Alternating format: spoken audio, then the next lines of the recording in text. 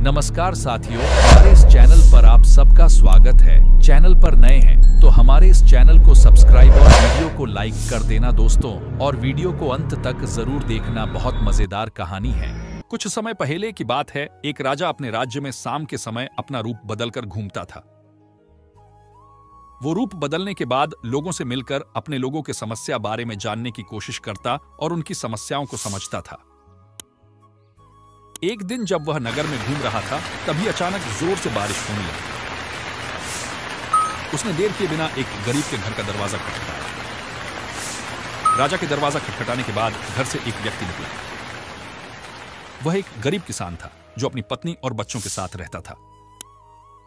बारिश तेज थी तो किसान ने राजा को अंदर आने के लिए कहा। राजा ने घर में जाने के बाद पूछा, क्या आप मुझे कुछ खिला सकते हैं? मुझे बहुत तेज भूख लगी है। वो गरीब किसान और उसका परिवार 3 दिनों से भूखा था और उसके घर में एक भी अन्न का दाना नहीं था। किसान के मन में हुआ कि भले ही हम भूखे हैं, लेकिन अपने अतिथि को यूं भूखा नहीं रख सकते। अब किसान ये सोच सोचकर बेचैन हो गया कि अपने अतिथि का पेट कैसे भरा जाए। तभी उसने घर के सामने वाली दुकान से चावल चुराने की तरकीब सोची। उसने सिर्फ अतिथि के लिए ही 2 मुट्ठी चावल लिया और उसे पकाकर राजा को खिला दिया।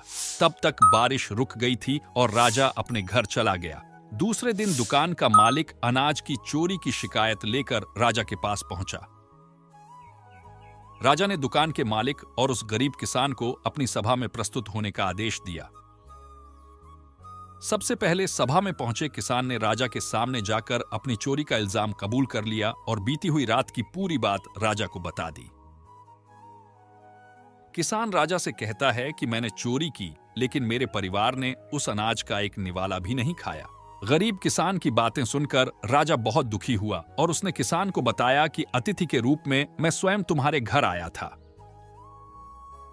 इसके बाद राजा ने सभा में पहुंचे दुकानदार से पूछा कि क्या आपने अपने पड़ोसी को चोरी करते हुए देखा था? दुकानदार ने जवाब दिया, हां हुजूर, मैंने इसे रात में चोरी करते हुए देखा था। दुकानदार की बात सुनने के बाद राजा कहता है कि इस चोरी के लिए मैं पहले जिम्मेदार हूं और फिर दूसरा तुम हो, क्योंकि तुमने अपने पड़ोसी को अनाज की चोरी करते हुए देखा, मगर कभी उसके भूखे परिवार को नहीं देखा। तुम अपने पड़ोसी होने का धर्म बिल्कुल निभा नहीं पाए। इतना कहने के बाद राजा ने दुकानदार को सभा से जाने के लिए कह दिया और किसान की अतिथि निष्ठा भाव को देखकर उसे 5000 सोने के सिक्के इनाम के रूप में दे दिया। इस कहानी से दोस्तों हमें क्या शिक्षा मिली? अगर कोई आसपास रहने वाले मुसीबत में है तो हमें उनकी मदद करनी चाहिए।